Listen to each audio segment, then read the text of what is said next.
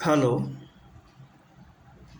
આજે આપણે સુખ અને દુઃખ વિષય પર વાત કરીએ.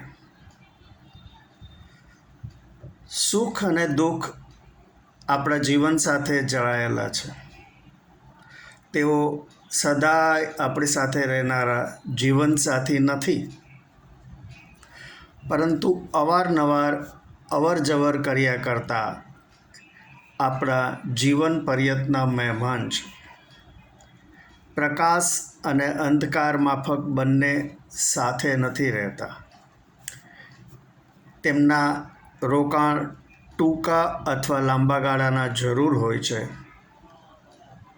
પણ જે આવે છે તે જાય છે એ નિયમ તેમને લાગુ પડે છે. વાસ્તવમાં સુખના સમયમાં દરેકને ચિંતા સતાવે છે કે આ સમય જતો રહેશે, અને દુઃખના સમયમાં હંમેશા એ વાતનો અહેસાસ હોવો જોઈએ કે આ સમય પણ જતો રહેશે. કૃષ્ણ ભક્ત કવિ નરસિંહ મહેતાએ લખ્યું છે કે સુખ દુઃખ મનમાં ન આણીએ, ઘટ સાથે રે ઘડિયા, ટાળ્યા તે કોઈના નવ ટળે, રઘુનાથના જડિયા. નળ રાજા સરખો નર નહીં, જેની દમયંતી રાણી, અર્ધ વસ્ત્રે વનમાં ભમ્યા, ના મળ્યા અન્ન ને પાણી. સીતા સરખી સતી નહીં, જેના રામજી સ્વામી, રાવણ તેને હારી ગયો, સતી મહા દુઃખ પામી. જૂના એક ગીતમાં કહ્યું છે કે સંસાર હૈ એક નદિયા, दुख सुख दो किनारे है, ना जाने कहाँ जाए हम, बहते धारे है. સુખ દુઃખ આપણી માનસિક સ્થિતિ સાથે ખૂબ જ જોડાયેલા હોય છે. એવું પણ બને કે ટ્રેનમાં સાથે મુસાફરી કરતા બે વ્યક્તિઓમાંથી એક ખૂબ ખુશ હોય, કારણ કે તે પોતાની ડ્યુટી પરથી રજા લઈને પોતાના કુટુંબને મળવા જઈ રહ્યો હોય, જ્યારે બીજો વ્યથિત એટલા માટે હોય છે કે તેની રજા પૂરી થતાં કુટુંબની વિદાય લઈને ડ્યુટી કરવા જઈ રહ્યો હોય. ઘણી વખત ઝૂંપડીમાં રહેનારો સુખી હોય અને બંગલામાં રહેનારો દુઃખી હોય. સામાન્ય રીતે એવું મનાય છે કે જેમ પૈસો વધારે તેમ માણસ વધારે સુખી, પરંતુ હંમેશા એવું હોતું નથી. સુખની સૌથી મોટી નિશાની સ્વસ્થ તન અને મન. જેમણે સંસાર ત્યાગ્યો છે એ સાધુ સંતો